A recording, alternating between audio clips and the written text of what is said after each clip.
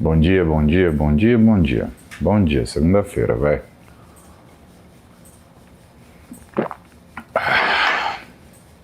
Vamos lá voltar pro programado.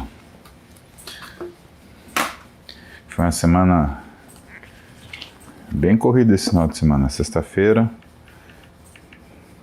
tava na Polícia Militar, sábado tava em Tocantins, domingo de tarde já tava na BTFF, domingo de noite tava no Thales Medeiros e Lucas Bittencourt, segunda edição do Urodim.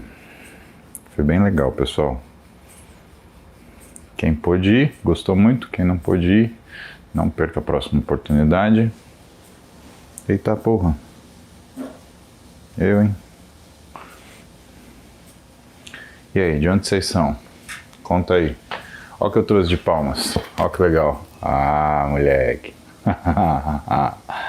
Tocantins na área. Falar nisso, fiquei muito impressionado com Tocantins.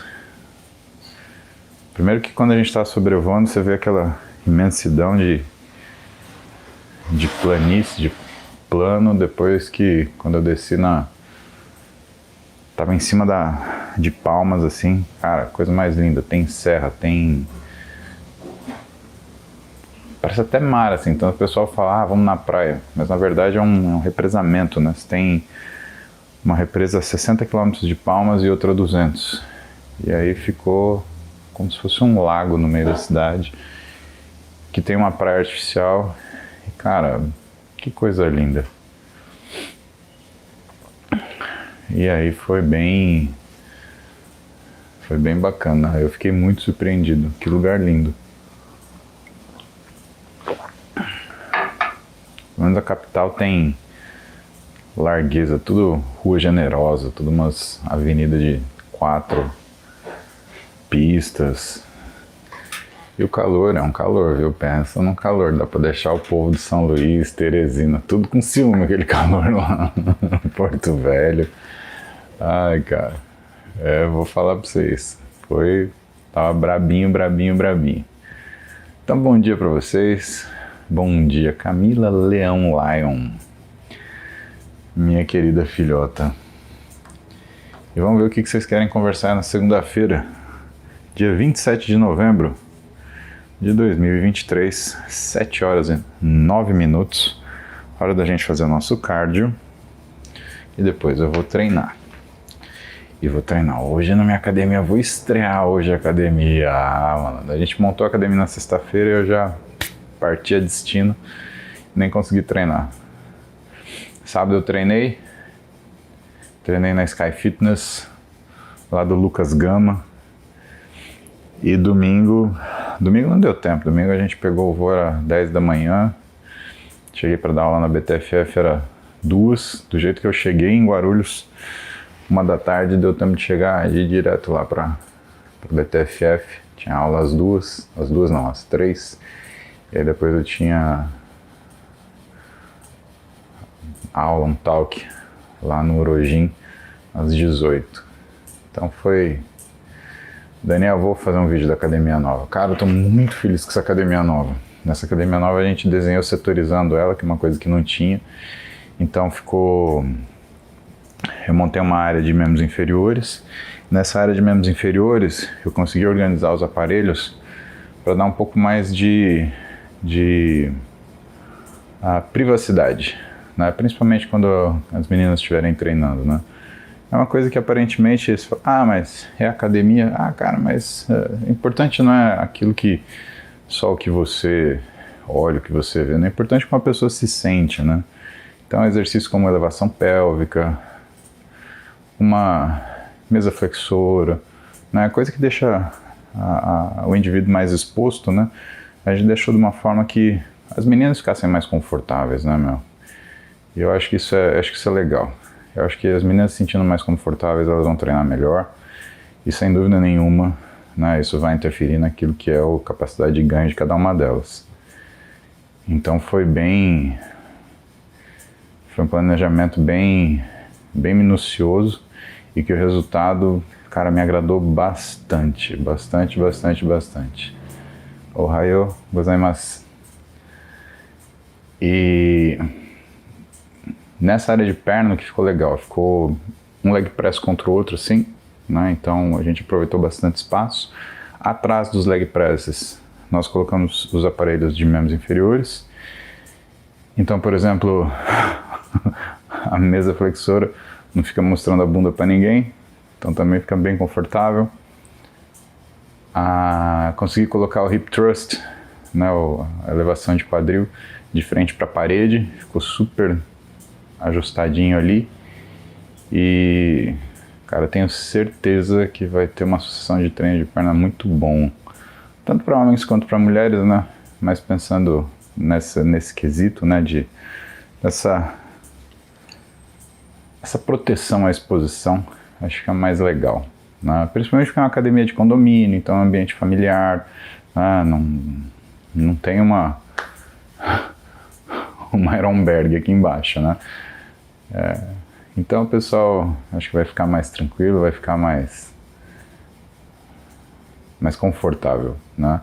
Eu penso muito nisso, né? Como eu falo para vocês, né? O conforto é uma percepção do indivíduo, né? Não do grupo, né? Às vezes do grupo fala, mas tá todo mundo treinando, isso é de fato, mas tem gente que fica mais confortável. Então, apostando nisso, a gente fez esse layout.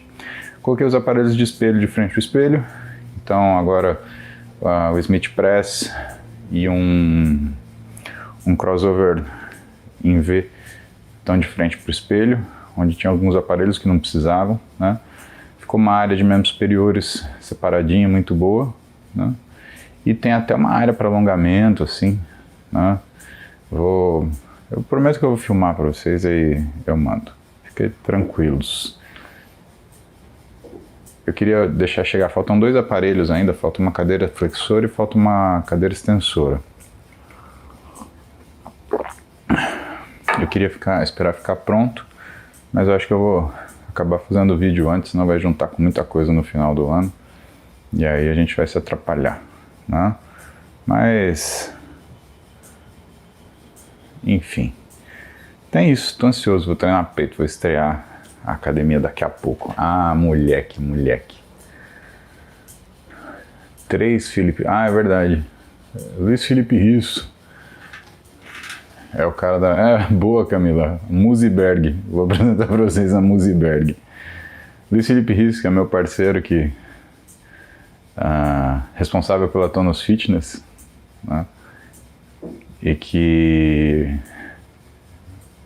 a gente usou para fazer a segunda montagem, o segundo planejamento esse planejamento da ampliação dos aparelhos da academia, né? Então falta um Smith Press, verdade, Luiz. De fato. A gente até tem que ver onde vai colocar esse Smith Press. Mas eu já tenho uma ideia. Provavelmente, Fê, vou colocar na parede, naquela parede que está vazia do lado do Gravitron. Acho que ali vai ser um lugar legal. Vai ser um lugar bom para colocar o Smith Press. Bom, vamos ver, né? Tem coisa que a gente também vê na hora e testa, né? Grande Bruno Skornick. Bruno Skornick fez uma postagem ontem da evolução do físico que estava sensacional, sensacional. Caramba, hein, Brunão? Inspirador, meu.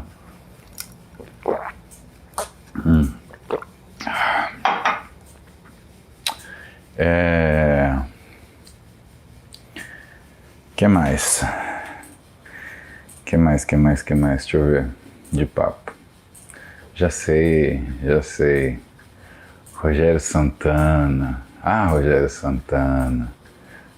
Você tá de novo, obrigado com a Tamires, Rogério Santana. Que feio, Rogério Santana. Que feio. Isso não é coisa de um rapaz decente como você. Vamos parar com essa frescura. Vamos virar adultinho. Você gosta da menina. A menina gosta de você. Daqui a pouco você tá feio, careca, desdentado. E vai estar lá dançando pisadinha. Tique. E ó, só sentando na batata. Toma vergonha, Rogério Santana. Eu sei que você fala pros seus amigos da academia. Rogério Santana. Rogério Santana. Toma vergonha, Rogério Santana. Depois, ó, tem umas músicas no Goiás que contam essas histórias desses cabras que fazem as coisas que nem você, viu?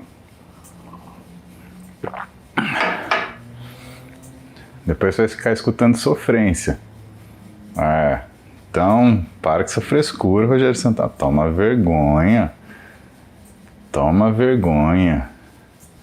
E vamos começar com nossas perguntas aqui, porque tá na hora de começar. Senão a gente não fala nada sério. Ai.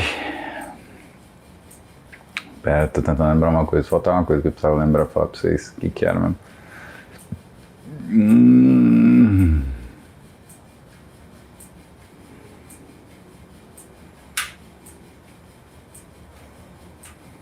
Oh, meu Deus do céu, a mente tá ruim hoje, hein? Acho que eu tô cansado.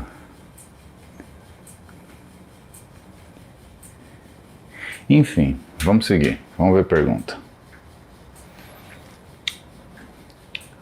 Pablo Dominato. Moses, estou com um paciente em alcalose respiratória. Posso dar limão com vinagre para compensar? Que pergunta interessante. Olha só, alcalose respiratória você vai ter...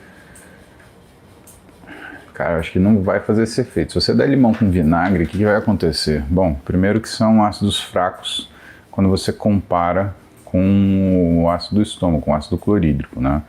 E o objetivo de você corrigir uma alcalose respiratória, na verdade, né, é entender por que ela está acontecendo. Se você está tendo essa alcalose respiratória, o que esse paciente está tendo? Ele está tendo taquipneia, né? É a única razão. Ele está lavando o bicarbonato do corpo, ele está lavando o gás carbônico do corpo através de bicarbonato, usando o pulmão para isso. Então você tem que corrigir o que está causando essa taquipneia, né? Limão com vinagre, se você der, né, são ácidos fracos. Quando isso cair no teu estômago tem um ácido forte. O que vai acontecer é que você vai aumentar o pH do seu estômago, né, não o suficiente para fazer uma reação e produzir mais ácido clorídrico, como aconteceria se você usasse, por exemplo, um bicarbonato ou um magnésio, alguma coisa assim, né? Mas o suficiente para você fazer inclusive o contrário. Você vai acabar roubando íons, você vai acabar piorando esse anion gap. Então, não acho não, viu, Pablo, que dar limão com vinagre vai compensar essa alcalose respiratória não, cara. Tem que parar de hiperventilar, né? Acho que essa é a primeira coisa.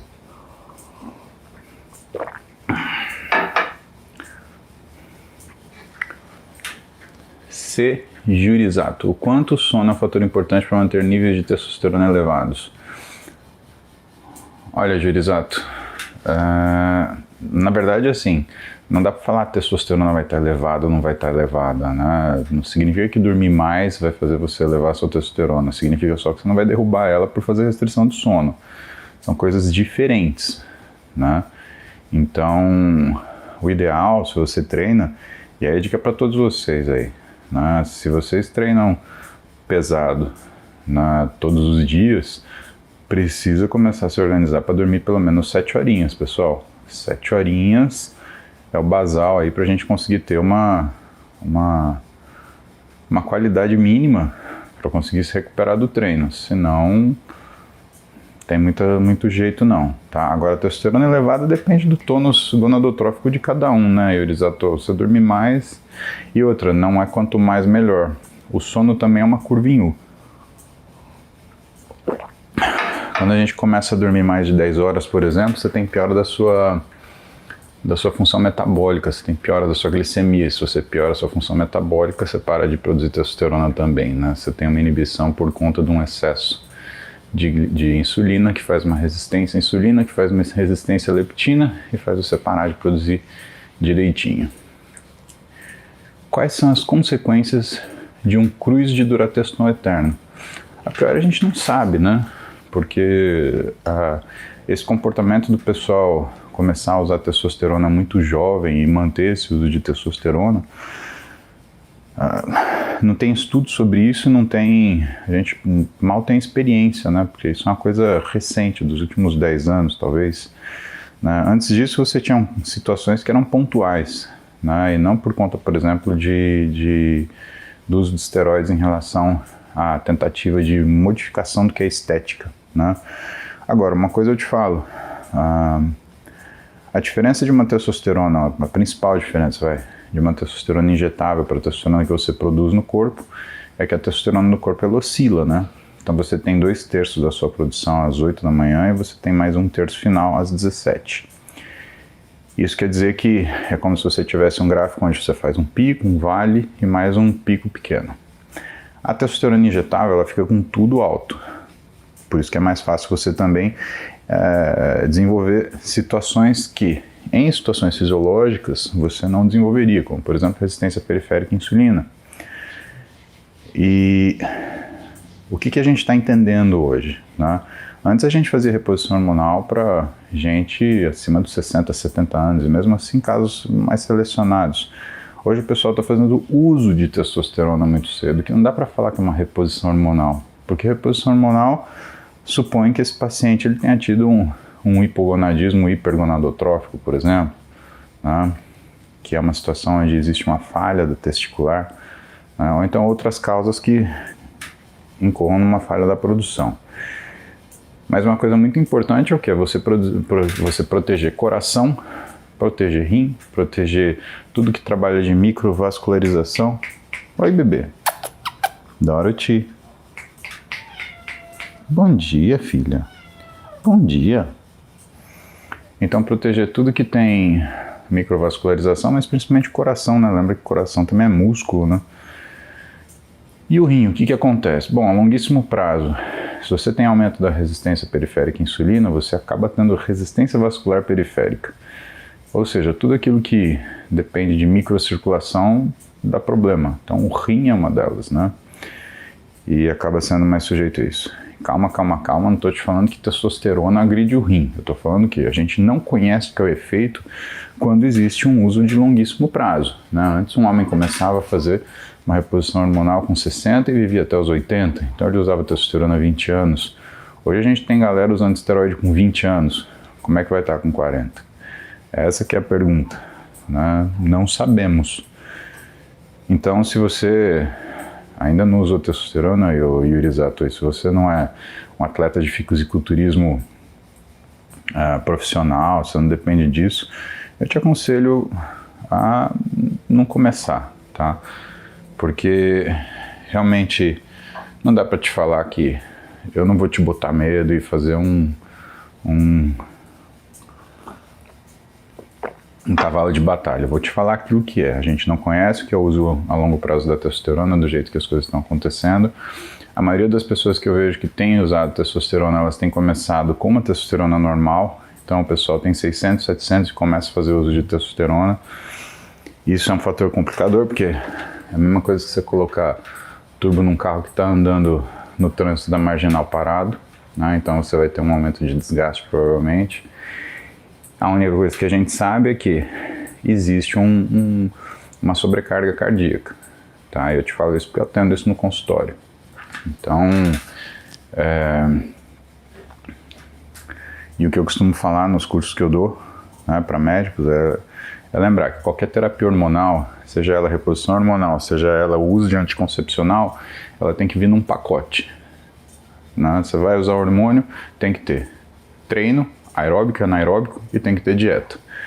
Se não tiver essas duas coisas, né, treino e dieta, né, aí eu não indico esse tipo de busca, tá? Agora também não é porque você treina e faz dieta que está indicado você usar hormônio, não é isso não, né? Então tenha muito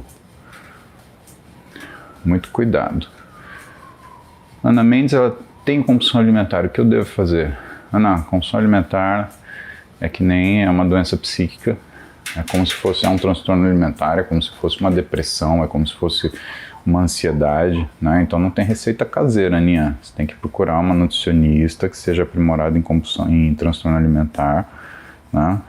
E tem que procurar um psicólogo para fazer esse tratamento, tá? Algumas vezes você vai precisar até de medicação, um psiquiatra vai ter que entrar em cena, mas a priori você tem que ter um psicólogo e um nutricionista, tá? Senão a coisa não vai dar muito certo não. E uma coisa muito interessante, estava vendo a aula da Roberta ontem lá na BTFF e ela falou justamente disso em um momento, e ela disse, né, que para aqueles nutricionistas, né, que são especialistas na área e aqueles que são referência em transtorno alimentar, né, ela citou que eles costumam falar que uma pessoa que tem transtorno alimentar, né, é melhor ela ficar sem cuidado nutricional em vez de buscar uma pessoa que não tenha treinamento específico para isso. Aí você fala, pô, mas que sentido faz isso, né? Faz total sentido. À medida que você tem uma pessoa que ela tem um transtorno alimentar, que ela, por exemplo, pro lado purgativo, uma pessoa que tem anorexia, uma pessoa que tem bulimia, né? Quando ela chega num profissional, né, num nutricionista, se esse nutricionista não estiver muito atento, né, ele pode passar exatamente aquilo que a pessoa quer, restrição, piorando o transtorno. Então, eu acho que é um momento, né, a gente teve o boom da nutrição esportiva, agora o momento é da gente tratar o que são, a ter a valorização do pessoal que lida com nutrição daquilo que é o perigo mesmo, né? Porque transtorno alimentar o pessoal mata, tá? Anorexia mata, bulimia mata, né? Então não dá só pra gente ficar olhando só a importância da nutrição na batata doce com frango e whey protein, né? A gente tem que começar a lidar com as coisas que são problemáticas. Então, para você que é nutricionista, que está me assistindo agora, vale a pena você fazer um aprimoramento em transtorno alimentar, principalmente se você é um nutricionista esportivo, porque invariavelmente essas pessoas que têm esse tipo de transtorno acabam procurando profissionais que são ligados à área esportiva, porque o exercício acaba sendo uma forma purgativa de energia, tá? E o que uma pessoa que tem transtorno alimentar, ela busca? Ela busca cada vez mais restrição, né? Cada vez mais diminuição do consumo alimentar.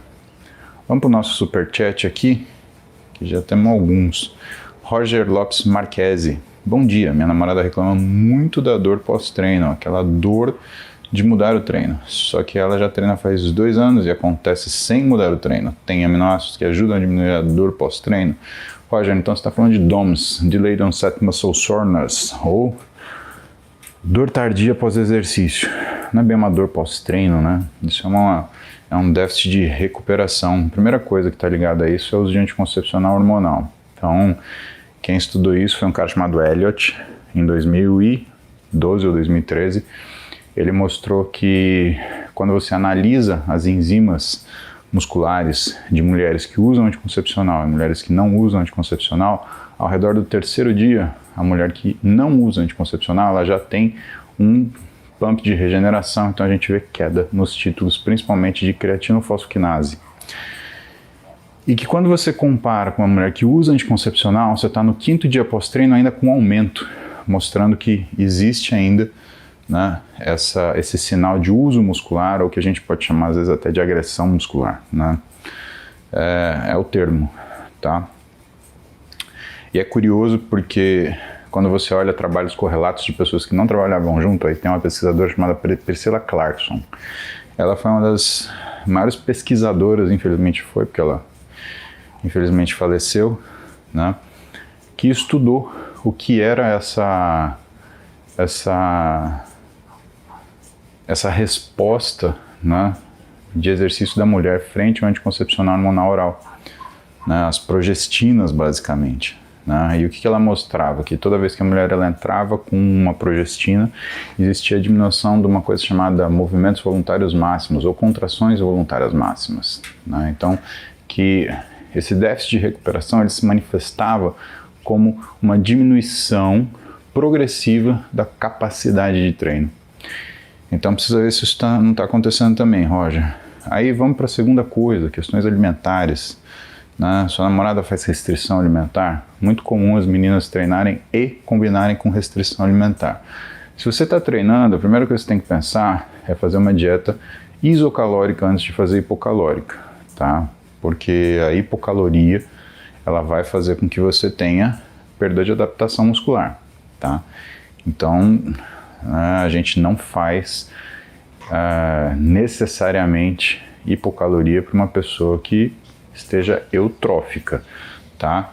Se a pessoa tem sobrepeso, obesidade, síndrome metabólica, aí pode ser que a gente trabalhe numa situação de uma leve hipocaloria, mas uma pessoa que está eutrófica, que está com peso compatível, né, com a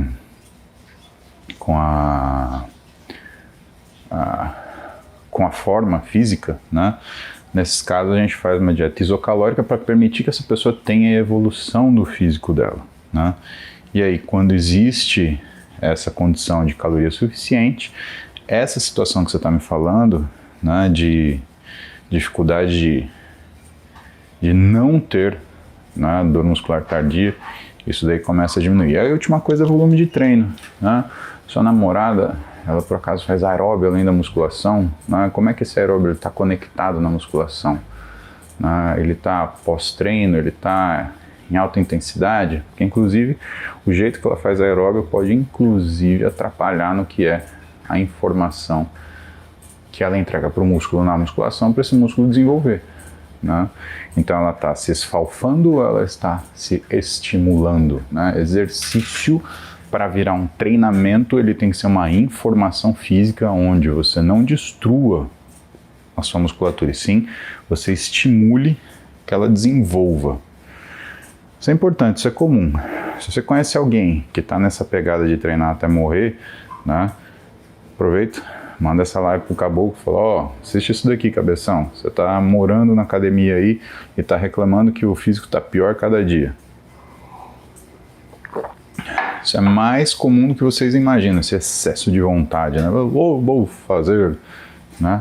Então, enfim. vamos apelidar. Academia de Muziberg. Agora não sei se eu chamo de Muziberg aqui no condomínio, ou se eu chamo de Muziberg. Não, vou fazer Rossaberg. Lá da fazenda. Rossaberg. Muito bom. Muzi Gym, Roça Gym, temos nomes. Joelma Linhares, tem artrose acromioclavicular, tendinopatia do supraespinhoso e subescapular. Isso dói, hein, Joelma? Faço musculação e crossfit, mas tenho limitações de movimento. Tem solução sem cirurgia? Depende, né, dessa tendinopatia, né, Joelma? A artrose acromioclavicular, você consegue fazer infiltração, você não, alguém faz para você. Iron Roça, gostei, Marcos. Iron Roça. Vou fazer uma placa, vou botar lá pro meu pai. Olha o Verdun. E aí, Verdinho? Beleza? Beleza. Oh, você viu que o Minotauro, ele tá indo pra cima dos treinos, cara. Ele colocou você como meta de alcance, assim. Quero alcançar o Verdun. Precisamos ver qual será a sua resposta, hein? Bora ver os caras da luta no shapeão. E essa semana foi legal porque apareceu nada mais nada menos que Spider lá no CT da Max. E também parece que vai começar a fazer um projetão. Vamos ver? Então, Joelma, artrose acromioclavicular tem solução sem cirurgia, a gente pode tentar fazer 3 infiltrações, tá? Se não sair a dor, aí é cirúrgico, não tem muito o que fazer, tá? Agora, a tendinopatia de supraespinhoso e subescapular depende do tamanho da lesão. Se você tiver uma lesão transfixante, né, se você já tiver uma lesão com algum grau de encurtamento, aí a coisa começa a ficar complicada. Porque principalmente se você tem uma lesão com algum grau de encurtamento, isso significa que você vai... a chance disso daí romper é muito grande. Então a gente opera antes que isso aconteça, porque se há encurtamento, pode chegar numa situação onde o manguito se torna inoperável. Infelizmente tem isso, pessoal. Então respeitem as lesões de manguito, tá? O manguito inoperável é quando você tem a lesão de manguito, não opera e esse músculo encurta e você não consegue mais dar contato você não consegue dar contato com a cabeça do húmero. E aí o que a gente acaba utilizando é fazer uma transferência muscular. A gente usa o tendão do grande dorsal. Putz, é brabo. A gente usa o tendão do grande dorsal para poder fazer, né, a cobertura da cabeça humeral. Então você já imaginou que é é complicado, né? Então, vai rapidinho no ortopedista e vê o que ele tem para te falar, né? Se for cirúrgico, João, uma notícia boa é que você conserta isso tudo numa cirurgia só, né? É bem comum a gente fazer isso, né? Então, ver todas as estruturas do ombro que estão judiadas, e normalmente é um conjunto, né? Porque é um gradual. A artrose acromioclavicular tem todo mundo que treina, mas pouca gente tem sintoma. O que é muito comum é você associar lesões de manguito rotador com um tendão da cabeça longa do bíceps. Então a gente aproveita e já trata as duas coisas no mesmo tempo cirúrgico, né? E assim, a tendência é você, depois de uns 4 meses mais ou menos, porque o ombro é super delicado, é você conseguir treinar novamente, tá? Mas não é porque o ombro está operado que você não pode fazer membro inferior, né? Então não seja aquela pessoa que está com a mão encravada e fala: ai, não vou treinar, ai, machuquei o dedinho. Então, você vai poder treinar a perna, só não vai dar para fazer no box, né? Provavelmente você vai ter que ir para academia e fazer uma musculaçãozinha, né? Mas, Jojo, faz tudo isso antes que a coisa complique, porque tratar coisa com complicação é ruim, é bem ruim. Zinho Santos, 1,67 m de altura, processo de emagrecimento de 116 para 88 quilos. Zinho, parabéns para você, meu irmão. Gostei de ver. Agora você foi brabo. Parabéns. Hoje ainda 28% de gordura, basicamente no abdômen. Endócrino receitou stanozolol, 15 mg oral a cada 12 horas por 30 dias. Testosterona, 10% base lipídica, 30 gramas. Uso transdérmico, tô com medo, e aí? E aí não usa, né? Ai, que horror dar palpite no trabalho dos outros. Mas, cara, assim, é muito raro o endocrinologista prescrever esteroide, né? Mas muito, muito raro mesmo. Então, você tem certeza que esse teu médico é endocrinologista mesmo? Segunda coisa, é mais raro ainda o endocrinologista prescrever estanozolol, porque estanozolol é um esteroide que tem muito efeito colateral, mas muito mesmo, tá? A gente sabe na hora, quando bate o olho no exame de sangue do paciente, que ele está usando estanozolol. Por quê? O HDL, que é o colesterol bom, ele despenca. Ele tinha que estar lá nos seus 40, 50, ele vira tipo 5. Não estou exagerando, tá? E principalmente se você estava em excesso de peso, né, é provável que você tivesse uma coisa chamada síndrome MOSH, né, que é uma situação onde você tem uma incapacidade de produção de testosterona. E se você entra com testosterona que seja nessa fase, né, 10%, então estamos falando 10% seria 100 miligramas. 100 miligramas por grama, é isso aí. Então, se você for entrar com essa testosterona, você aumenta a inibição, né, que causa a síndrome MOSH, que não é muito bom negócio, porque depois fica difícil fazer a sua recuperação, tá? Em algumas situações você vê os endocrinologistas usarem a testosterona em pacientes que estão em emagrecimento, mas por quê? Porque uma pessoa que ela está com uma síndrome MOSH há muito tempo, que ela está com baixa testosterona há muito tempo, ela tem uma baixa de receptores androgênicos, ou seja, o receptor da testosterona. E quando a pessoa não tem receptor de testosterona, não adianta ter testosterona. E a única coisa que estimula o receptor de testosterona é testosterona. Curioso isso, né?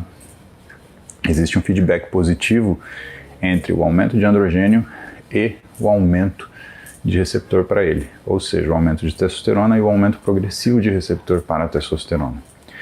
Então, uma pessoa, um homem que está numa síndrome MOSH há muito tempo, a tendência é, alguns endocrinologistas, eles dão um pouquinho de testosterona, 25 miligramas, 50 miligramas, então aí a gente está falando 2,5%, 5%, junto com o tratamento para ele voltar a produzir testosterona. Então ele dá uma dose pequenininha de testosterona para voltar a receptor, ao mesmo tempo que ele dá testosterona.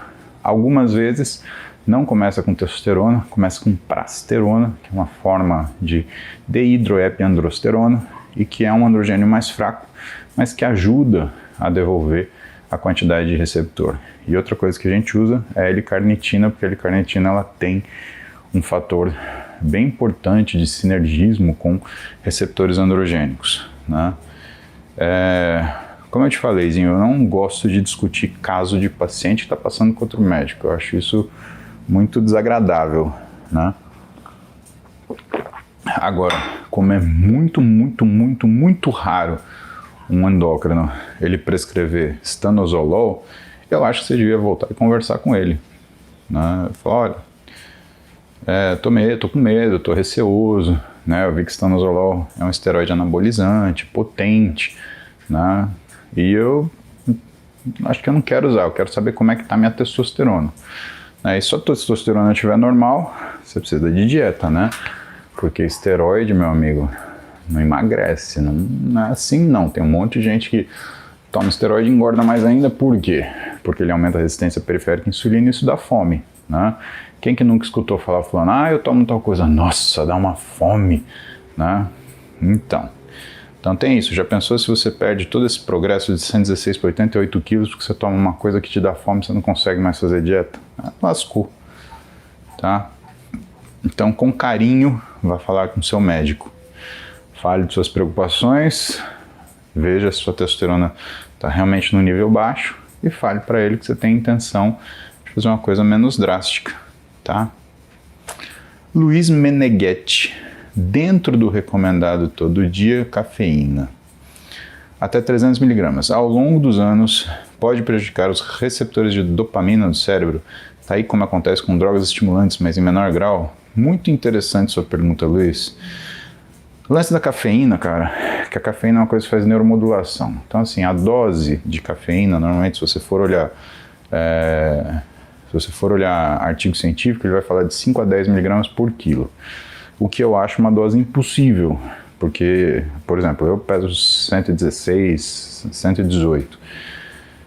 Se eu tomo 200 mg de cafeína, eu já fico bem, não dá para eu ir muito mais além disso não. Então existe uma sensibilidade, né, de cada pessoa, e aí você tem os metabolizadores rápidos e os lentos. Né? Eu, por exemplo, sou um metabolizador lento. Se eu tomo uma quantidade dessa de cafeína de 300 mg, além de eu ficar ansioso, né, e fico acelerado, começo a ficar, né, com mal-estar, tá? Se o cara é um metabolizador rápido, ele pode tomar cafeína e dormir. O tempo dele tomar um cafezinho, ele dá um pim e ele vai deitar dali meia hora, uma hora e tá dormindo, tá? Agora, a cafeína ela faz uma coisa chamada neuromodulação. Depois de 4 semanas, né, esse efeito dose ele cai abruptamente. Então, ao longo do tempo você tem essa diminuição, tá? O que pode acontecer é que a cafeína ela causa um tipo de adição, que é difícil falar vício, mas é quase como se fosse, tá? Por que é quase como se fosse? Porque quando você tira a cafeína de uma pessoa que está acostumada a tomar bastante café, 5, 6, 7, 8 cafezinhos por dia, por exemplo, primeira coisa que ela sente, desânimo e dor de cabeça, tá? Então, a priori você não tem essa alteração relacionada a receptor dopaminérgico, até porque a cafeína ela é mais noradrenérgica, adrenérgica, né? É um outro tipo de receptor, né? Mas você faz sim uma neuromodulação e depois de um certo tempo ela perde efeito, e aí você tem que aumentar a dose. Por isso também que eu falo para vocês não usar pré-treino todo dia, tá? Porque senão ele vai perdendo efeito. E aí, nenhum pré-treino, pessoal, é uma coisa só, é tipo só cafeína, ele sempre tem outras coisas, né? Então, você começa a ter o efeito do excesso das outras coisas, né? Por exemplo, um pré-treino que tem a taurina. Você está acostumado a tomar, você faz a neuromodulação à cafeína, só que tem taurina nesse pré-treino. Uma das coisas que acontece, como a taurina é um GABAérgico, você começa a tomar o pré-treino e você começa a ficar irritado, né? Sem disposição, mas irritado, tá? Tatiana Rodrigues, obrigado pela gentileza.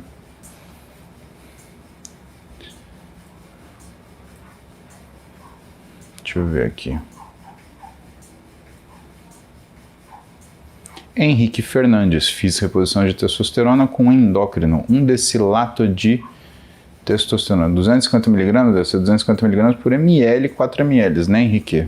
No último exame estava normal, precisando fazer terapias pós-reposição, o organismo retorna. Que pergunta maravilhosa, Henrique. Por quê?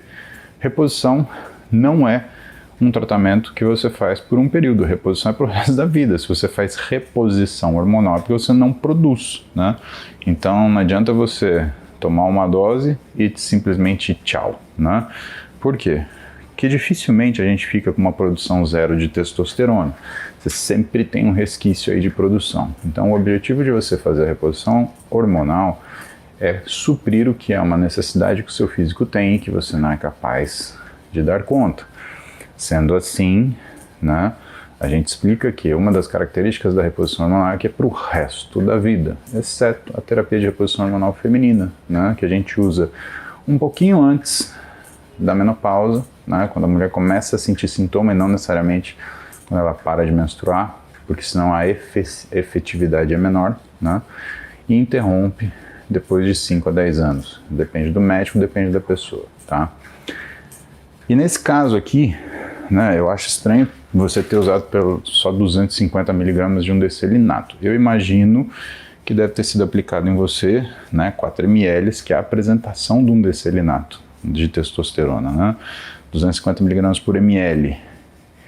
E normalmente é feito a cada 2 meses em média, tá? Por que em média? Porque tem alguns pacientes que você precisa adiantar um pouquinho, fazer em 45 dias, e tem uns pacientes que você precisa atrasar um pouquinho, né? Fazer às vezes até a cada 3 meses, porque ele tem, como é que fala?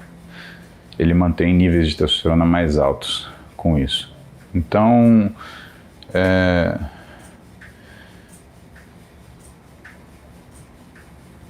precisa entender qual foi a indicação da sua reposição, né? Até porque a gente também não faz em jovem, né? A gente faz em paciente que já tem uma idade, 60, 65 anos, né? Que entrou em hipogonadismo hipergonadotrófico, né? Pela idade é normalmente isso, né? E claro, se você tem uma testosterona baixa e usa testosterona, fica mais difícil de levantar ela ainda, né? Porque você acaba tendo que lidar com bloqueio de função do testículo, né? Que nem sempre é uma coisa tão fácil de resolver. E se a gente parte do pressuposto que seu testículo já estava bloqueado, né, se a gente não entender o que fez com que houvesse esse bloqueio do testículo, fica muito mais difícil da gente tratar.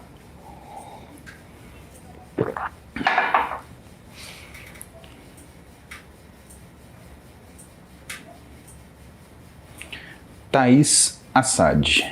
Meu endocrinologista me passou Saxenda para emagrecer. Agora estou tendo muita dificuldade para parar de tomar, muita compulsão alimentar. Tem algum conselho?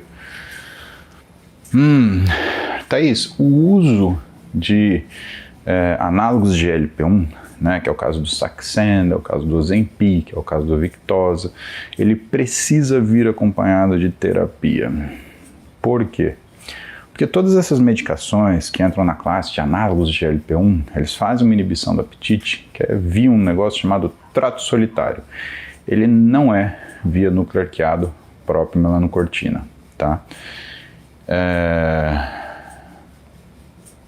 Ou melanocortina, né? Isso quer dizer o seguinte, que quando você usa um análogo de GLP-1, você tem diminuição do reflexo da fome, mas você não muda seu comportamento. Tanto que tem algumas pessoas que usam inadvertidamente, né? Por exemplo, o Saxenda ou qualquer um desses, né? Qualquer uma dessas medicações, né? E ela realmente para de comer. Só que ela para de comer feijão, arroz, salada, bife. Por quê? Porque ela tem enjoo quando ela olha para esse tipo de comida. E aí qual é a tendência? Ela sente fome, só que ela só tolera comer comida hiperpalatável. Eu atendi uma mulher que estava tomando Ozempic, né? E ela comia 5 pacotes de bolacha Negresco por dia. Vai emagrecer sim, né? Você entende que a coisa já está dando errado. Eu falei, mas você está tomando... mas é a única coisa que eu consigo comer. Então botava lá para dentro 5.000 quilocalorias por dia tomando análogo de GLP-1. Vai emagrecer nunca, né? E isso é um problema grande porque o que faz cada um de nós ganhar gordura, salvo 15% dos indivíduos, ou 5%, eu não lembro direito da estatística, que é o pessoal que tem obesidade genética, tá? Eu acho que é 5, tá? Mas eu revejo para te falar. São pessoas que têm um hábito alimentar ruim, tá? São pessoas que fazem escolhas alimentares ruins. São pessoas que usam o alimento como se fosse suporte afetivo, né? E isso é um grande problema, porque o hábito ele não sai. O hábito você tem que tratar como se fosse, por exemplo, né, a pessoa que tem o hábito, sei lá, de fumar, por exemplo, né? Então, eu acho que o que faltou aí, faltou acompanhamento, com certeza, de um nutricionista e de um psicólogo, tá?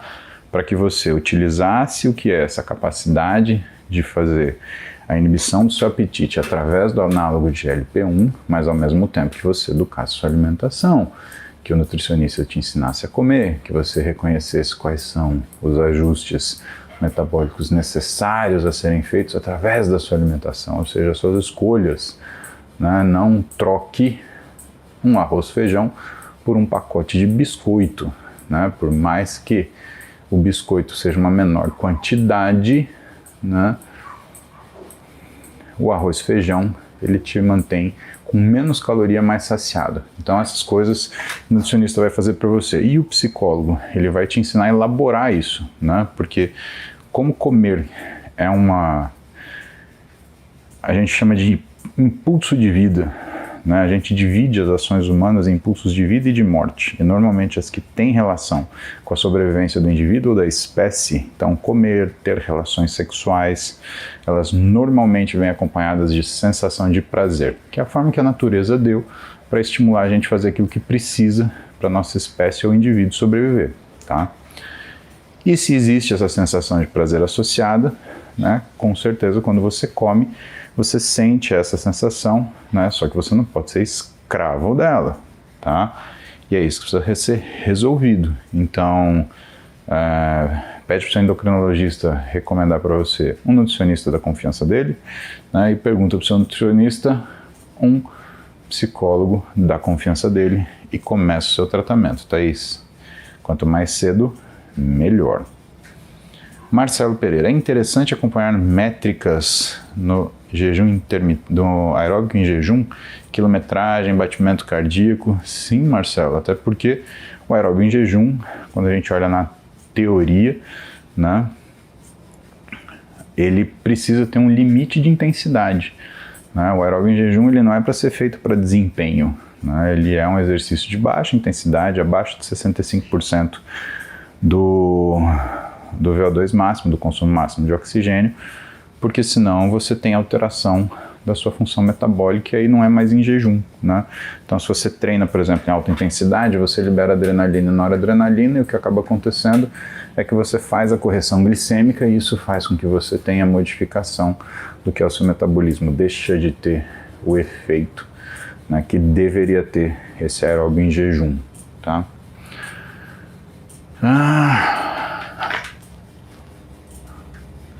Camila do Carmo, bom dia, dor que iniciou há 4 anos no glúteo e agora está na lateral do quadril. Não me atrapalha a fazer nada, mas incomoda bastante, principalmente quando inclino para o lado direito.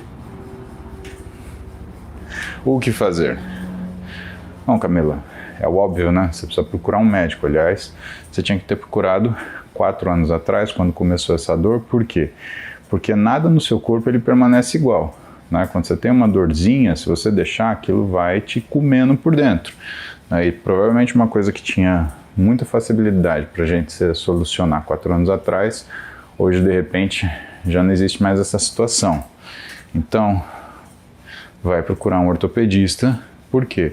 Dor no glúteo, a gente tem que excluir, né, determinados diagnósticos. Pode ser uma tendinite do glúteo, simples. Pode ser uma dor neurológica, complicado. Pode ser, às vezes, até uma hérnia de disco, né? E que tinha uma fácil solução naquela época e que hoje não tem, tá? Agora, de verdade, Camila, não faz sentido você ficar 4 horas com uma dor, né? 4 horas, 4 anos, 4 horas. 24 horas já não faz sentido, né? Tá com dor esquisita, não sabe o que é, tá te incomodando, pelo amor de Deus, vai pro médico. Boa, Camila. Passa aí o contato do Gilberto Nering. Gilberto Nering, pessoal, ele estuda e trabalha comigo tem uns 10 anos já. E ele atende em São José dos Campos. Então, se quer um médico bom de São José, um cara decente, que não vai te complicar a vida e que vai estar interessado no seu bem-estar, fala com o Dr. Gilberto Nering. Sanja e região. Vamos do 1. Musa, irmã está entre bariátrica e balão com acompanhamento de nutri, psicólogo e psiquiatra. O que você recomendaria? Tem depressão por causa do complexo com o corpo. Então, em primeiro lugar, né, a bariátrica você só faz com liberação do pessoal da saúde mental, psiquiatra e psicólogo, tá? Porque senão a pessoa ela se coloca em muito perigo, né? Ela vai querer comer estando operada, né? E vai passar muito, muito mal e realmente arrisca, né, a sua integridade física. O balão, ele já é uma solução mais, uma tentativa imediata. Só que qual o grande problema? Você também precisa de psicólogo e psiquiatra. Por quê? Sabe o que o pessoal faz com o balão? Aprende a comer com o balão. Aí a pessoa tem o balão, tem o sinal de saciedade, e ela aprende o que ela precisa fazer quando ela quer comer mais. E aí, aí a coisa fica complicada, porque aí se a pessoa engorda com o balão, e tem paciente que engorda com o balão, né, para você conseguir trazer essa pessoa para uma situação adequada, é muito, muito difícil. Então, é um problema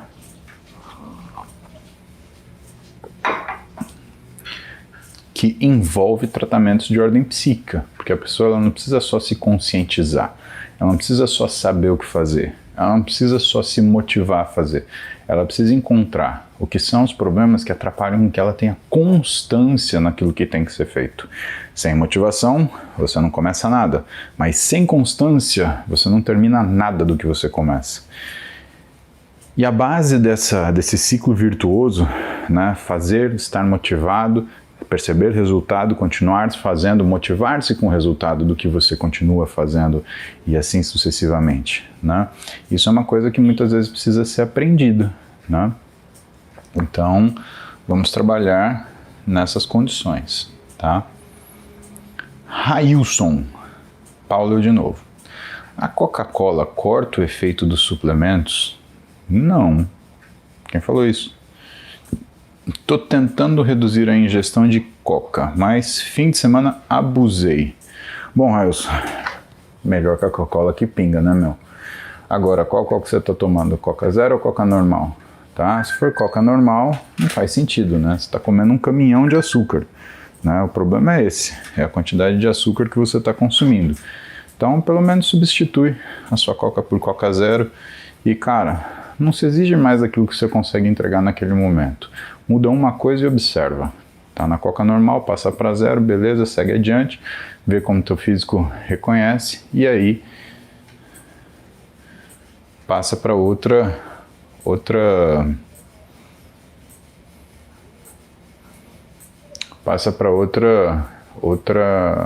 desafio.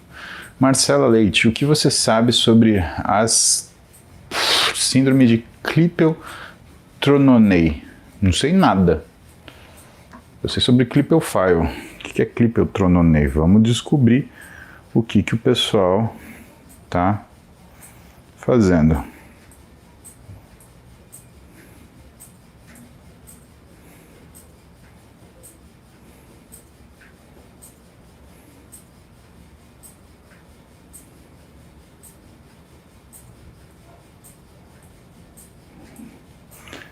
Vamos ver. Klippel-Trononei.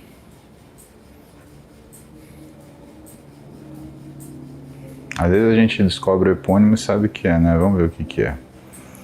Síndrome de Klippel-Trononei.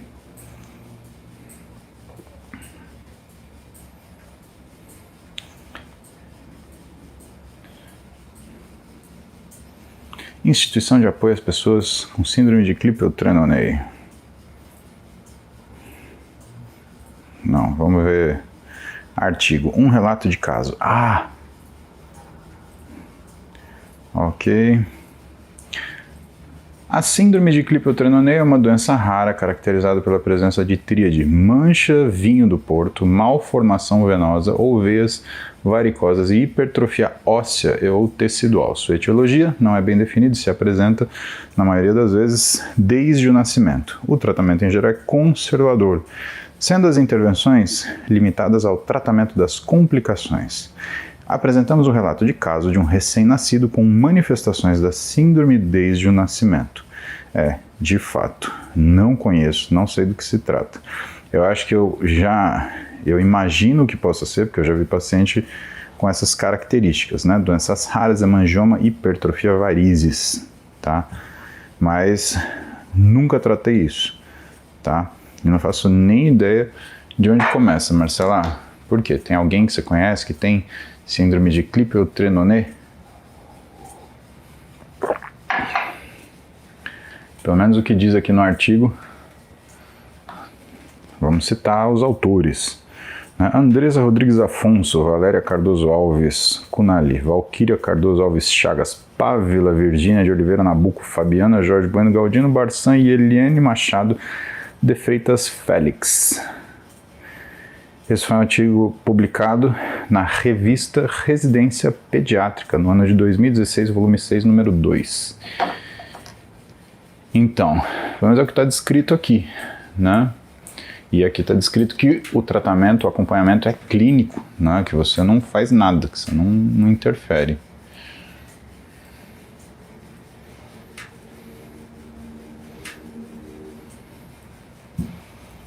É isso daí. 56 minutos de cardio.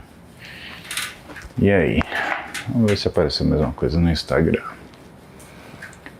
Anala RGM, você tem transplante capilar? Tenho. Quem fez foi o grande doutor Thiago Bianco.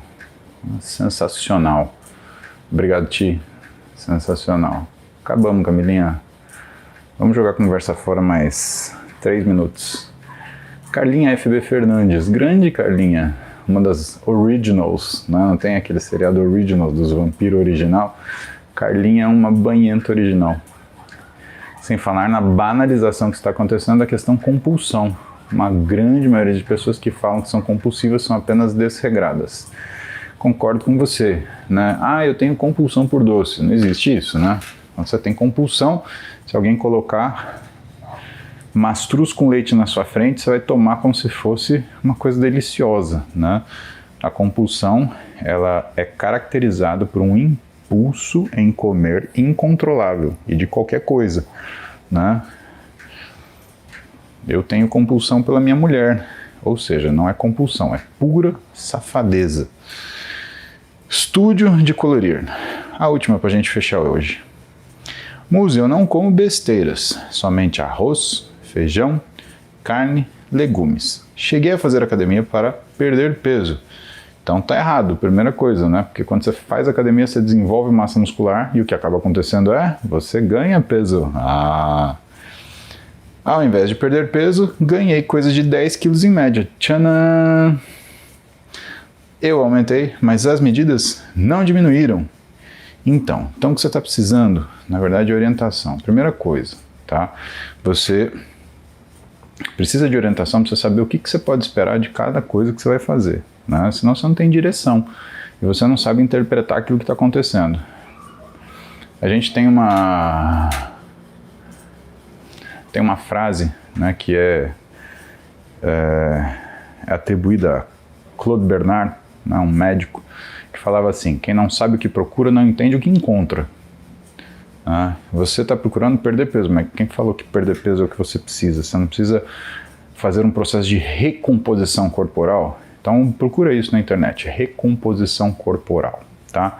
Vai estudar recomposição corporal que você vai achar exatamente o que você quer. Você quer perder gordura e melhorar sua forma física, o que envolve ganho de massa muscular. Então pode ser que nesse primeiro momento você tenha desenvolvido massa muscular porque você estava sarcopênico ou sarcopênica, né? Não sei se você é menino ou se você é menina. De qualquer forma, você deve ter devolvido esses 10 quilos para você, né? E não deu tempo de você ajustar suas medidas, por quê? Não precisa comer porcaria para engordar, só precisa comer errado, né? Uma das coisas que a gente sabe, que está na literatura científica, é somente 30% das pessoas com obesidade, então não estou falando de sobrepeso, estou falando obesidade, tá? Somente 30% das pessoas com obesidade comem muito. 70% comem errado, tá? Comem errado. E aí?